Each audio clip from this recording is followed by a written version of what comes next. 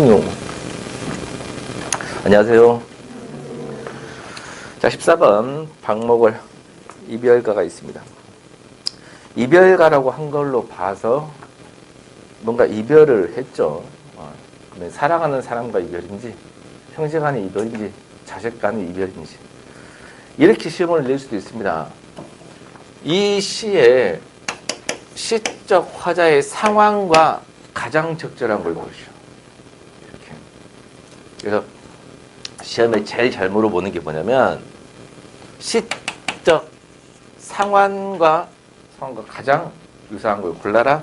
아니면 화자의 정서와 가장 유사한 걸 골라라. 이렇게. 그래서 상황과 정서란 말을 좀 알아두실 필요가 있다. 지금 이 상황에서는 제목이 이별가야. 그러니까 이별을 했어. 이별했는데 그 이별이 도대체 사랑하는 연인과의 이별인지, 아니면 가족 간의 이별인지, 또 가족 중에서도 형제 간인지 자식인지 부모인지에 따라서 조금씩 차이는 있을 수 있다. 그리고 정서라는 것은 그리움인지, 아니면 기다림인지, 아니면 외로움인지, 아니면 분노인지 슬픔인지, 이렇게 감정을 물어보는 거죠. 그래서 그런 것들을 알고 푸는 것도 좀 하실 필요가 있겠다. 이별가를 봅시다. 뭐라카노 그랬습니다. 박목월 이 사람은 서울 사람인데 경상도 사투리 썼다라고 좀 이상하게 생각할 수 있는데, 어릴 때 경상도에서 살았어요. 알겠죠? 물론 시적 화자와 작가는 별개의 인물입니다. 그죠? 그렇게 꼭 작가의 삶과 연결시킬 필요는 없지만, 어릴 때 경상도에 살았다가 서울로 이사를 왔기 때문에 뭐 그런 거 아니겠는가라는. 뭐라카노 저편 강기슭에서 니 뭐라카노 바람에 불려서 그랬습니다. 뭐라카노 그랬으니까 들려 안 들려? 안 들리는 거잖아. 그러니까 저편 강기슭에서 니 뭐라카노 바람에 불려서, 그러면 바람을 세모로 치고요.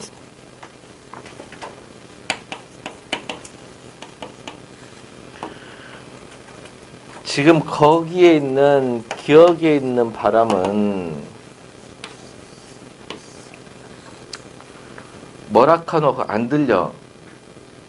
바람에 불려가지고 안 들려. 그러면 이 바람은 긍정적인 존재일까? 부정적인 존재일까? 부정적인 존재, 장애물이죠. 방해하는 것들이죠.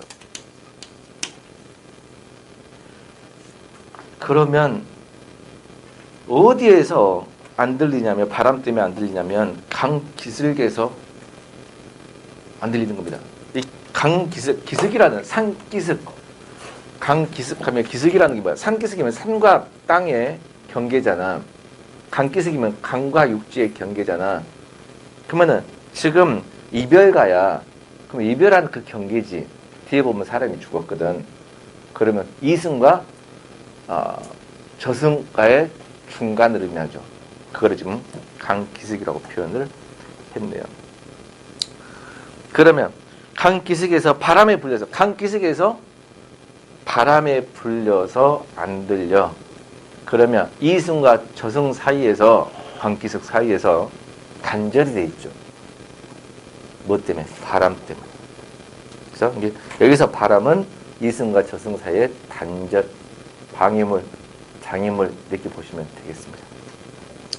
이승 아니면 저승으로 떠나는 뱃머리에서, 그러니까 이승으로 가는 뱃머리, 저승으로 가는 뱃머리. 아까 강기슭과 같은 의미죠. 나의 목소리도 바람에 날려서 들려 안 들려? 안 들려. 니은도 역시 나의 목소리도 안 들려. 바람은 역시 장애물, 방해하는 역할을 하는 겁니다. 뭐라카노. 썩어서 동화밧줄은 사가 내리는데, 동화밧줄은 사가 내리면 끊어질까 안 끊어질까? 끊어지기 바로 직전 아닌가? 그죠? 그럼 여기서 동화밧줄은 사가 내린다. 그 말은 그동안 당신과 나의 이승에서의 인연이죠. 그죠? 이승이 이제 사가 내리고 있습니다. 아직 안 끊어졌어. 왜 저승 가면 이제 이승의 끈은 끊어진 거잖아. 가고 있는데, 하직을 말자. 인연은 갈밭을 건너는 바람 그랬습니다. 거기에 리얼에 인연은 갈밭을 건너는 바람 보세요.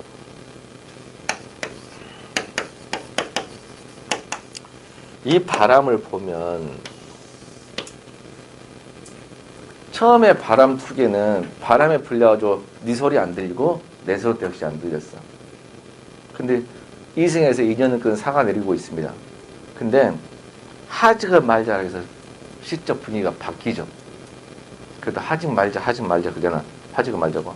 인연은 너와 나의 인연은 갈대밭을 건너는 바람입니다. 이 갈대밭은 강가에 있으면 강기슭에 있으면 뭐 경계야? 강물과 유실 경계일 거 아니야. 이 갈대밭을 건너는 바람이래. 건넌다고. 그럼 이승과 정사를 왔다 갔다 한다는 거야, 안 한다는 거야? 한다는 거잖아. 그래서 하직을 말자 그랬어. 그러면 하직을 마는데 죽더라도 너와 나의 인연은 끊어진 거다고 안 끊어진 거다고? 안 끊어진 거다고. 이 갈대밭의 장인물을 걷는다는 뜻이야. 그러면 여기 리얼의 바람은 장애물 단절 방해야 아니면 연결이야? 연결의 이미지죠.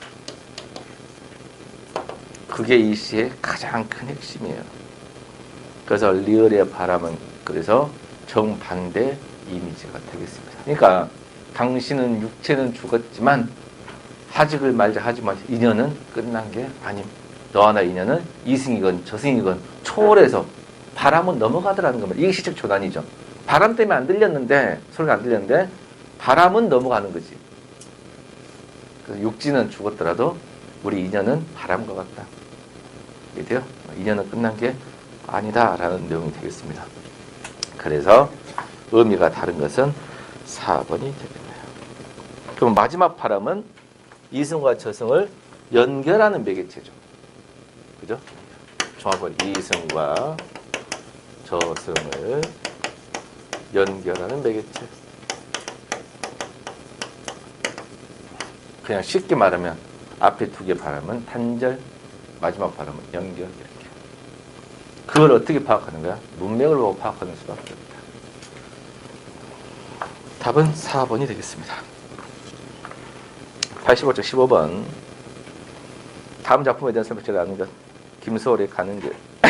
김소월이라는 시인은 1920년대에 우리나라 대표적인 서정 시인이죠. 뭐를 중시했더라? 운율을 상당히 중시했던 사람. 그리고 삼원보유를 많이 썼어. 삼원보유를 뭐라고 하더라? 민요조락 있죠? 그래서 민요시인이라고도 합니다. 그리고 민족시인이라고도 하는데 그 이유는 우리나라 대표의 정서인 한을 주제로 많이 썼기 때문에 민족시인이라고도 불립니다. 이 작품에 한번 읽어본 다음에 가장 중요한 핵심을 짚어줄게요. 한번 읽어는 봅시다. 제목이 가는 길이야. 간대 어디를? 역시 이별하는 그거죠. 그립다 말을 할까 하니 그리워 그냥 갈까 그래도 다시 다 한번 저 산에도 까마귀 들에 까마귀 서산에 해진다고 지적입니다. 앞강물 뒷강물 흐르는 물은 어서 따라오라고 따라가자고 흘러도 연달아 흐릅디다려. 김소월답게 흐릅디다려 이 말은 없는 말이죠. 원래는 흐릅디다 그려 이렇게 써야 돼요. 어법을 맞게 쓰려면. 근데 흐릅디다 그려 하면 삼음보가 안 맞아버립니다. 그래서 짜증이 확 났던 모양이죠. 그래서 시적 호용을 통해서 운율을 살려버린 거죠.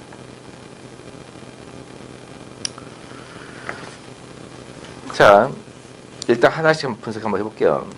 그립다 말을 할까 하니 그리워.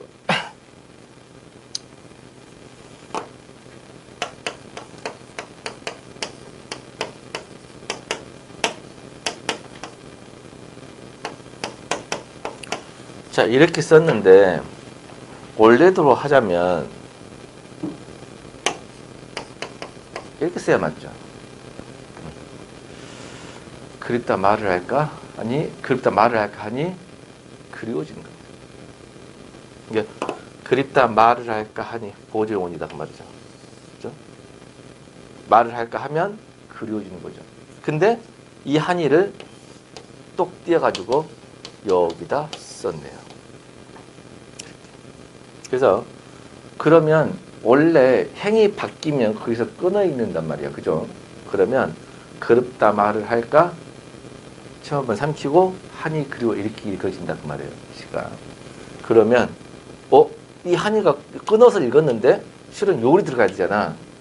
그러고 봤더니 이 한이가 여기에 들어가도 뜻이 되고 말을 할까? 끊고 한이 그리워. 그렇게 하면 그리워진다 뜻으로도 본용어로 해석해도 되죠.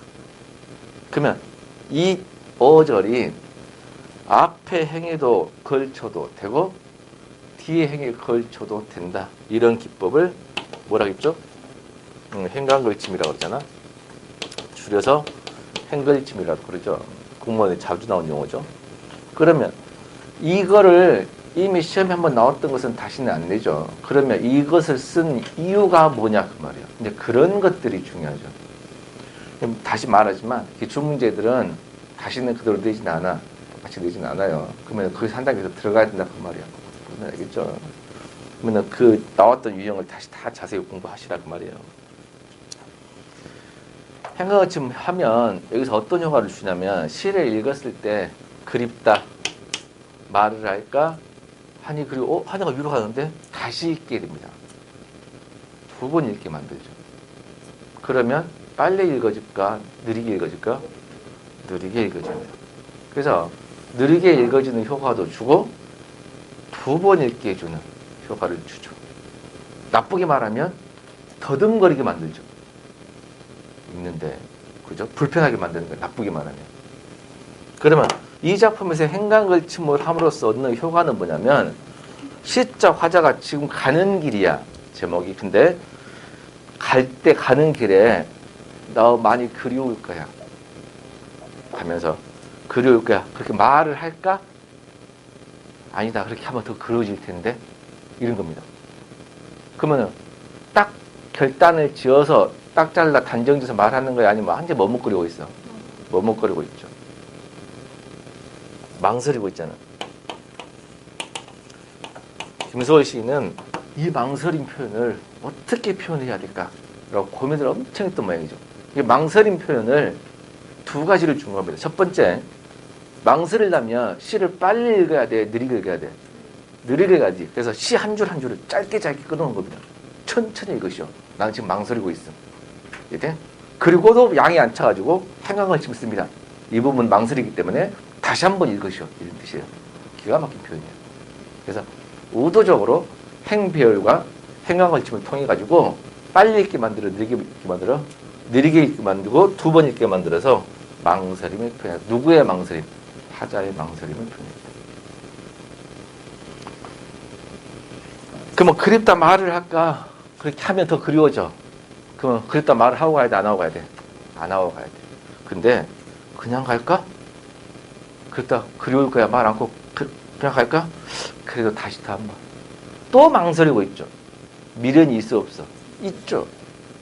뒤에 그것도 부족해 점점점 또 해놓은 겁니다. 행배열, 행간걸침 점점점 해가지고 더 망설임 표현, 점점 미련까지 남아있게 표현한 거죠. 이어는 미련이죠. 그러면 가는 길에 이별하는 길에 어디를 간지는 알 수가 없죠. 이별하는 길에 엄청 망설이고 미련도 남아있고 가면 그리울 것이고 이런 것들을 다 합적으로 표현했습니다. 자, 그러면 1년과 2년 여기는 무슨 표현이야? 망설임의 표현입니다. 그죠? 그 다음에 이제 3년과 4년을 한번 보겠습니다. 서산에도 까마귀, 들에 까마귀, 까마귀 데모, 서산에는 해진다고 지적입니다. 자, 지금하고 달라요. 지금은 이제 막자가 끊기면 못 가죠. 근데 옛날에는 해가 지면 못 갑니다. 캄캄하면. 그죠? 산길 어떻게 찾아서 오겠어. 짐승이 밥이 될 텐데. 지금으로 따지면 막차 끊기기 전에 빨리 가라 이 말이에요. 해가 끊기기 전 까마귀가 들의 까마귀가 야 서산으로 해가 지고 있어. 지적입니다. 네? 그러니까 빨리 가라고 뭐하고 있죠? 재촉하고 있죠. 누가? 까마귀가. 그러면 까마귀 자체에는 감정이 없지. 근데 까마귀가 화자한테 재촉하는 감정을 주고 있지. 이런 거를 감정이입을 하겠어? 아니면 객관적 상관물이 하겠어? 그렇죠. 객관적 상관물이 하는 거죠. 그래서 이때 까마귀는 감정이입은 절대 될 수가 없고 이별을 재촉하는 객관적 상관물이다.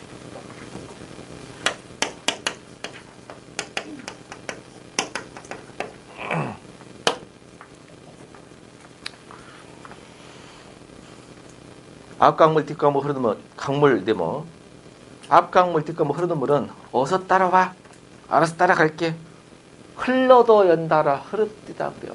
흘러도 계속 흐르는 겁니다. 그러면 물이 막 흘러 빨리 따라와 알아서 갈게 이렇게 하는 겁니다. 막 흘러.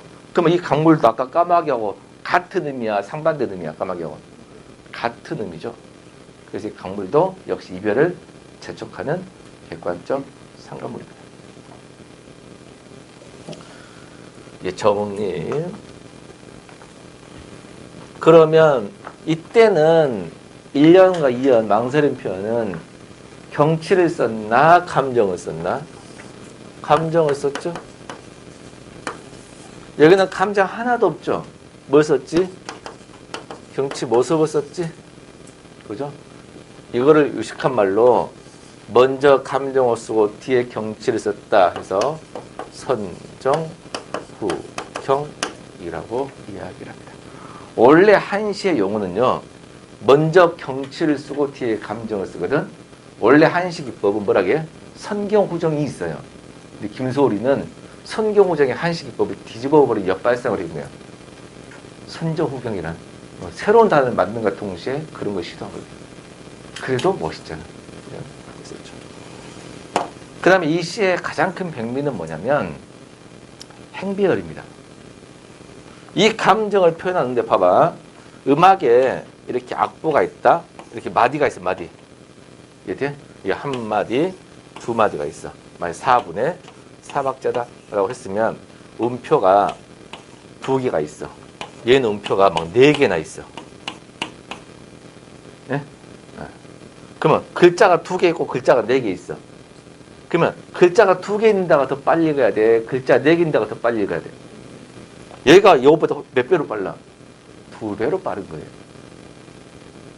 다시 한 마디에 글자가 2개 있고 4개가 있으면 4개 있는 데는 2개 있는 데보다 훨씬 더 빨리 노래해야 한다니까? 시가 노래잖아. 그러면 여기는 한 행이 글자가 몇 개 안 돼. 이 이어는 망설임 표현할 때는. 근데 이별 재촉할 때 막 급하게 재촉해야 되잖아. 행이 길어. 그래서 빨리 읽게 되지. 그러면 여기서 팍 바뀌지. 감정도 바뀌고 소술. 감정 소설 따라 경치도 바뀌지. 근데 뭐를 바뀌어? 행비어를 달리해가지고 뭐를 표현한 거야? 이별을 재촉하는 것을 팍 드러내는 거지. 그러면 행비어를 통해가지고 시가 안정이 됐어? 아니면 더 급하게 됐어? 급하게 된 거죠. 그렇게 하면, 그리고 맨 마지막에 시조를 통해서 뭐 또 했다? 운율도 고려했다 하면 이 시가 이제 완성이 되는 거죠. 그 다음 1번. 이연에서 화자의 망설임이 표현되고 있다. 맞죠? 망설임 또는 미련이라 해도 관계는 없겠죠. 그럼 2번.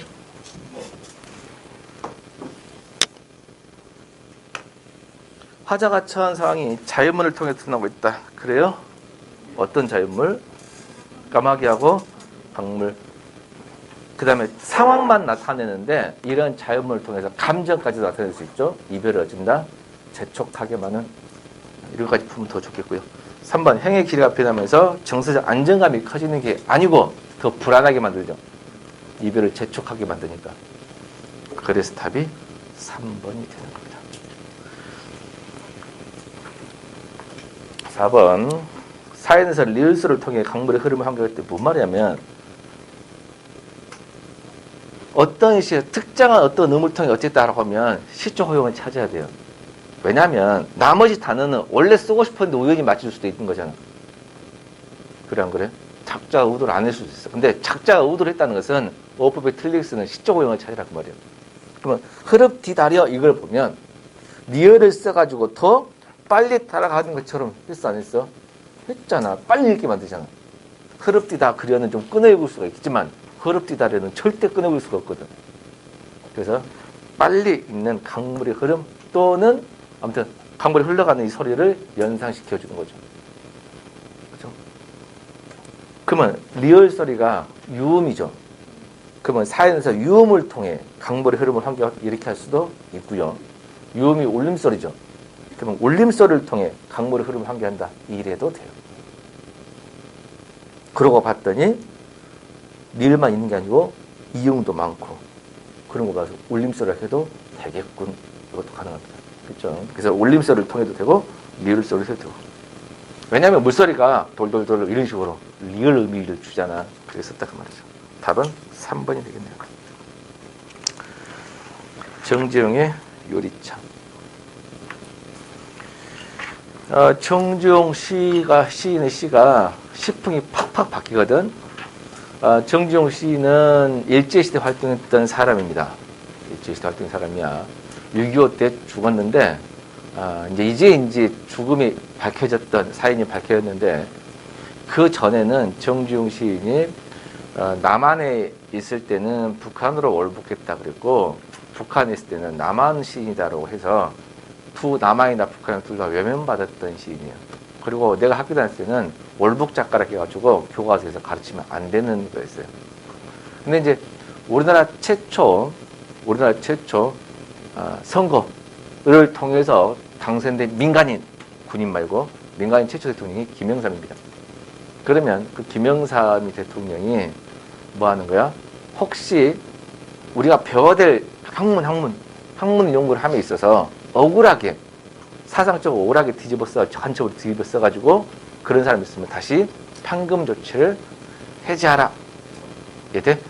지금으로 따지면 과거에서 진상이요 뭐 이런 식이죠. 그래서 판금됐던 정지용 씨가 읽히게 되는데 그때 시가 정지용의 향수였습니다. 제일 먼저 교과서 실린 게.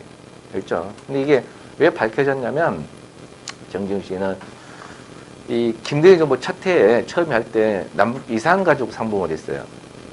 이해돼요? 이산가족 상봉했는데 초에 사건이 발생한 게 뭐냐면 정지용 시인의 두 아들이 서로 만나겠다고 한 겁니다. 신청을 한 거예요. 아버지 생사를 묻고 싶은 거지. 근데 이 서로 학계가 잘못된 게 남한의 아들은 아버지가 북한에 갔기 때문에 아버지 소식이 궁금했던 것이고 유명한 시인이니까 북한의 아들은 남한으로 갔기 때문에 아버지 소식이 궁금했던 겁니다. 근데 거기 처음 만나가지고 서로 아부장부를 서로 묻는 겁니다. 황당한 사건이 발생했죠. 그것으로 봤을 때 그럼 마지막에 어떻게 봤냐라고 했더니 북한 말이 맞긴 맞아요. 남쪽으로 피란으로 왔어요. 6.25 전쟁 때 피란 왔는데 두고 온 누구 때문에 아이를 데리러 다시 간 겁니다. 왔다가 다시. 그래 그 사이에 죽은 거죠. 실종. 그러면 가다가 죽은 거 아니냐 이렇게 판단이 최종됐습니다. 그래서 지금은 1950년이나 51년, 51 이때 돌아왔을 것이다 이렇게 추측을 많이 합니다. 그러니까 일사후퇴 이후니까 51년 정도로 많이 해요. 정확한 날짜는 모릅니다. 알겠죠? 그러면 이 사람은 일단 일제시대 활동에서 작가다 이렇게 생각하시면 돼요. 시풍이 엄청 바뀌어요. 정지용의 대표적인 향수 같은 경우는 감정을 많이 썼잖아. 근데 이때는 감정 절대 안 썼어요. 감정 엄청 절제했거든. 그래서 처음에는 주지적인 작품을 많이 썼구나 라는 것도 알 수가 있습니다.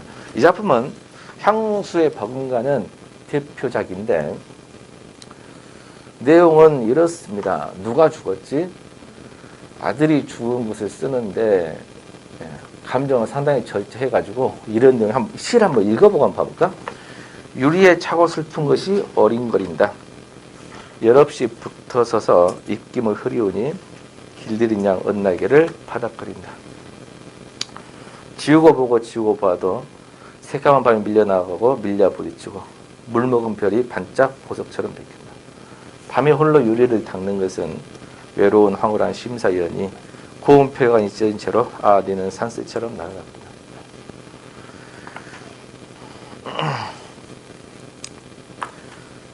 자, 유리를 한번 네번 한번 쳐봅시다.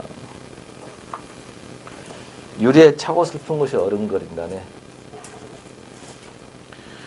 시를 썼는데 화자는 방 안에 있는 것 같아? 아니면 야외에 있는 것 같아? 방 안에 있죠. 낮이야, 밤이야? 밤이죠. 밤이 됐으면 한여름이라 하더라도 바깥이 더 시원하고 안이 더 따뜻하겠죠. 겨울이면 더 그렇고요. 그러면 성애가 끼어 입김이 생겨. 입김이란 단어가 나와 안 나와? 나오지. 입김이란 단어가 나올 정도면 여름이 아니면 추울 때야? 추울 때지. 그러면 추울 때 시간은 밤이라 그랬죠? 입김이라는 단어가 등장합니다. 추울 때 유리창을 사이에 두고 나는 환한 데가 있고 밖에 캄캄한 밤에 온도 차이가 생기는 거야. 입김이 있으니까. 이래요? 봅시다. 유리에 차고 슬픈 것이 어른간다. 그러면 차고 슬픈 것은 뭘까요? 입김이죠. 입김이 유리창에 딱 붙어 성에처럼 탁 이렇게 있는 거지. 그죠? 근데 그 팍 있는 게 그대로 있어? 아니면 나중에 바로 사라져? 사라지지. 힘없이, 열없이, 힘없이 붙어서 입김을 흐리니까 길들이냐 언날개를 파닥거립니다. 언날개를 파닥거려. 당연히 유리는 좀 찼겠지. 근데 파닥거린단 말은 입김이 있다가 없어진단 말이야. 그럼 다시 생겨야 파닥거리는 거지. 없다가 다시 생겨야지. 다시 생긴다는 건 뭘까? 이렇게 바닥거리는 행동은 입김을 계속 불어넣는 거 아닐까? 웬 입김? 한숨이죠. 한숨. 아이가 죽었다니까. 아이가 죽어서 한숨을 쉬는 거야. 그러니까 싹 바닥 이해된가? 그러면 차고 슬픈 것이 어린 것인가고 언날개를 바닥거리는 것은 대상이 똑같은 거야, 다른 거야? 똑같은 거잖아. 똑같은 현상을 차고 슬픈 어린 거린다, 언날개를 바닥거린다 이렇게 쓴 거지. 결국 유리창 길에서 한숨을 쉬는 이 입김이 생겼다 없어졌다 생겼다 없어진 것을 이렇게 표현을 했음. 그러니까 화자 감정 엄청 슬프잖아. 한숨을 팍팍 쉬는데 그거를 감정을 엄청 절제한 겁니다. 지우고 보고 지우고. 자, 이때 왜 지우고 보고냐? 안에는 따뜻한 환한 것이고 바깥에는 컴컴한 춥고 밤이야. 유리창을 딱 봤어. 밖이 보여? 밖이 안 보여? 안 보이지? 근데 입김을 확 했는데 뭔가 형체가 보이지? 그 형체 얼굴은 누구의 모습이야? 뭔 아이가 왜 보이겠냐? 내 모습이 보이지? 어? 내 모습 자세히 비춰 아니면 대충 비춰? 대충 비춰지지 이렇게. 원래 유리창에 내 모습이 보이지 대충 비춰. 특히 입김까지 있었는데 그러면 사람 형체로 보이겠지. 근데 자기 얼굴인데 느닷없이 밤에 유리창이가 사람 형상이 살짝 보인 겁니다.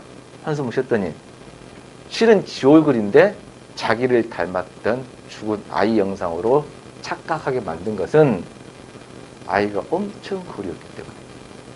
그래요? 깜짝 놀고 봤는데 자기 얼굴인 거야. 아이씨, 아니네 하는 거지. 그러다 한숨 팍 쉬었더니 또 얼굴이 보이는 거지. 그게 지우고 보고 지우고 보아도라는 뜻입니다. 그러면 이 지우고 보고 지우고 보아도를 미주치고 이거는 내 마음이 화자의 감정이 어떤 심정이야? 간절한 뭐야? 아들에 대한 간절한 그리움이죠. 간절한 그리움이 뭘로 나타나는 거야? 행동으로 나타났기 때문에.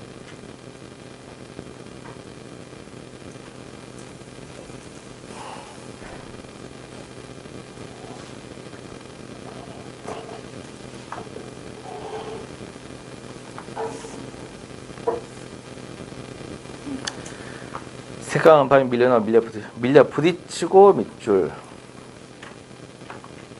밀려 부딪혔지. 연결의 이미지야, 단절의 이미지야. 단절. 근데 이 문장 읽기 바로 전까지만 해도 아이의 모습을 간접적으로나마 유리창을 통해 볼 수 있었어, 없었어? 있었지. 그럼 매니의 유리창 네모칠하겠지. 그럼 유리창을 통해서 죽은 아이의 모습을 잠깐이나마 착각을 통해서라도 봤지. 그러나 밤이 밀려 부딪히지. 그러면 이 유리창은 연결의 이미지야, 단절의 이미지 아니면 둘 다야? 둘 다죠. 이걸 유식하게 뭐라 하냐면 유리 네모치고 연결과 단절의 이중적 이미지라고 이야기합니다. 연결과 단절의 이중적 이미지 또는 이중적 매개체 라고도 이야기합니다. 연결단절도 된다고 해서 이중적 매개체라고도 이야기합니다.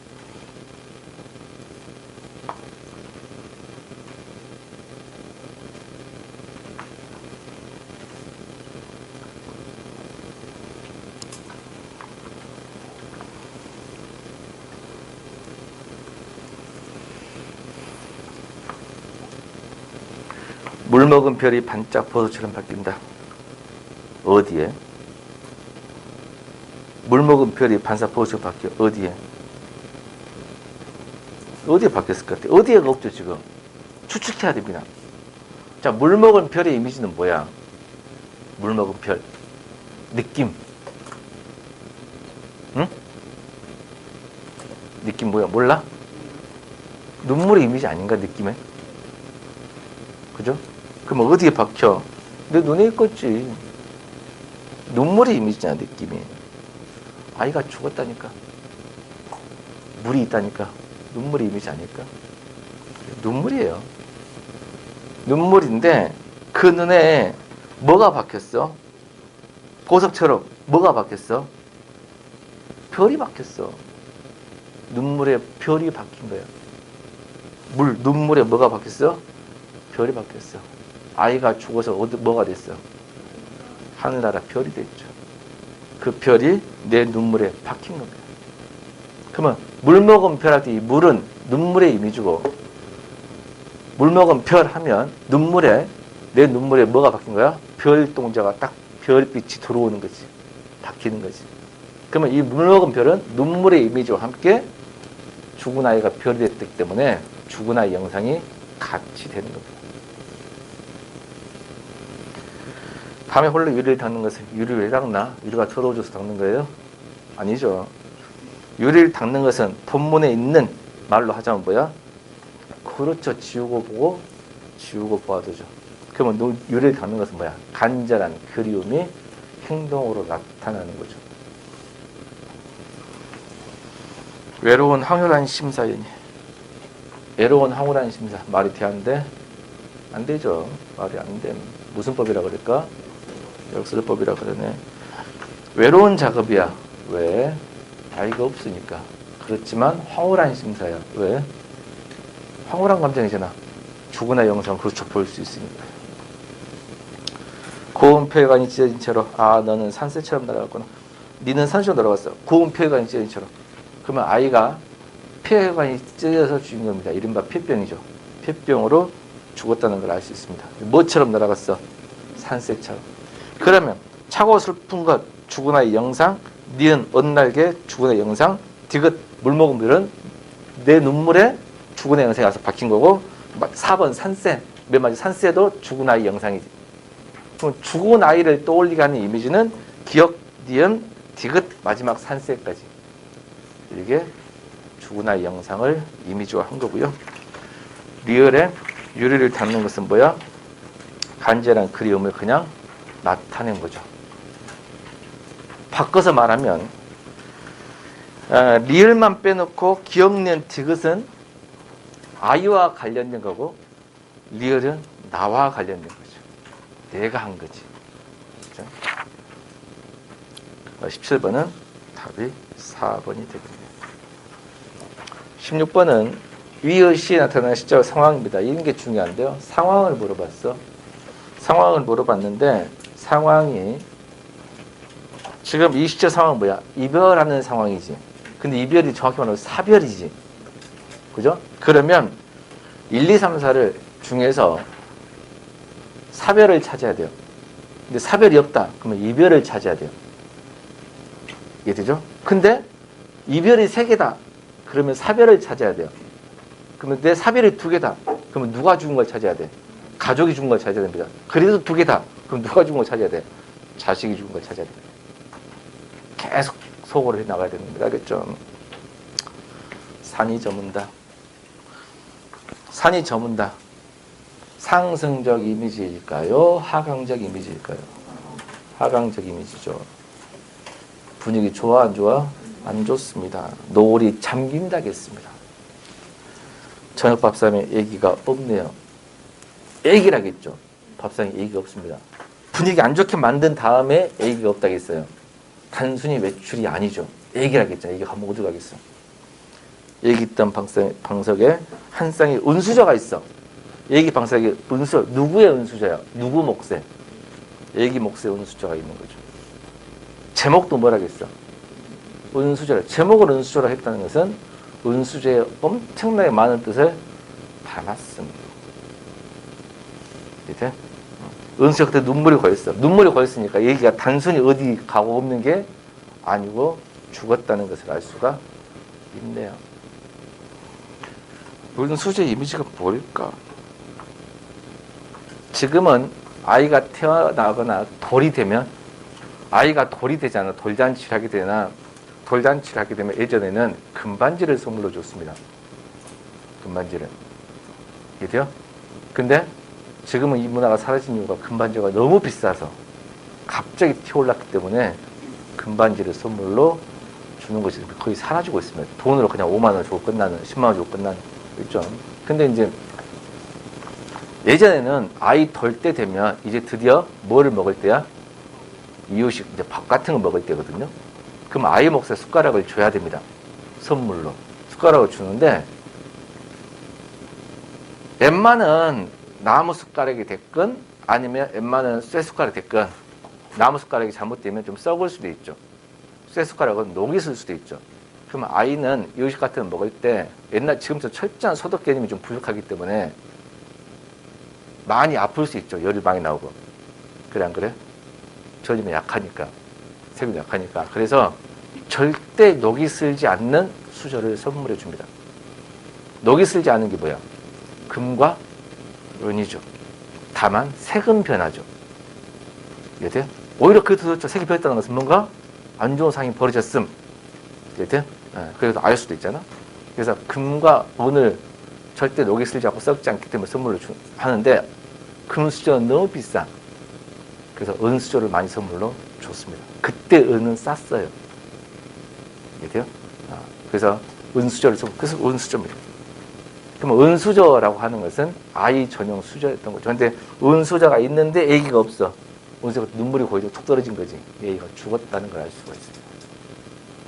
이해돼요? 근데 진짜 부잣집 사람들은 은수저를 선물로 준 게 아니고 금수저를 선물로 줬어요. 그게 금수저 집안 그런 겁니다. 있죠? 그래서 요거는 아이가 죽었으니까 정확히 상황이 딱 맞아서 답이 1번이 되겠고요. 2번은 구상의 초토이시라고 나와 있는데요. 일단은 시간상 이렇게만 하고 나머지는 일단 답이 1번이고 나머지 해설은 마이크 끄고 좀 이따 설명을 좀 해줄게요. 쉬었다 하겠습니다.